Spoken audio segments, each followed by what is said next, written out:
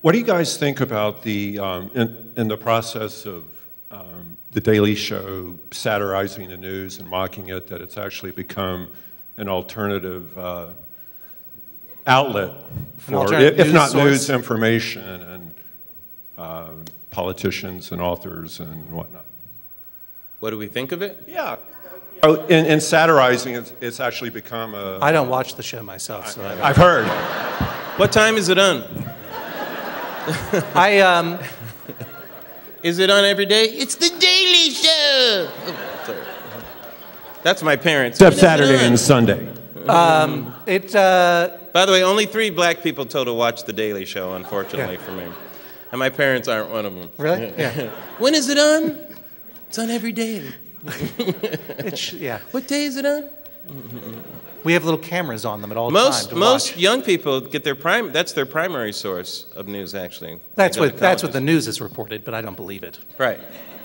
It's true. No, I've talked to... I think you know fair. What it is? They only have a certain amount of time to waste during the day, and the most effective waste of their time is watching The Daily Show with Jon Stewart. Yeah. If they're going to waste their time, they want to do it as efficiently and effectively that's as possible. That's a high caloric density time waster, Yes, basically. Absolutely. And the reality is that an event is not reported or discussed on The Daily Show if it did not actually happen.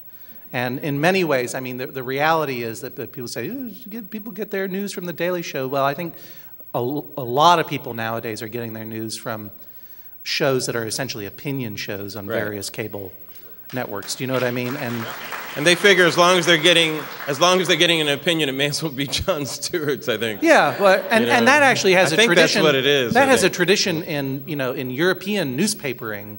You would buy the newspaper that belongs to your team, basically, politically speaking. Sure.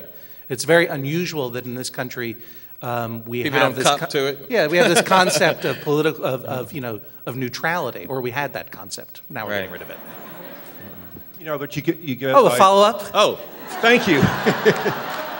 By the way, there's no one behind you, so don't worry about hogging the mic. I think if other people have questions, if other people have questions, they should go ahead and get in line. Hand the questions to him, and he'll ask it for you. Exactly. Okay. Whisper it in his ear. John will have Newt Gingrich on, and after the softball questions and talking about Newt's book, then he actually gets some tough questions in on Newt that he might not get asked. I knew we were in trouble when he took the mic out of the stand. I know, that's where he's like, I knew we were in I'm trouble. going home with this. Yeah.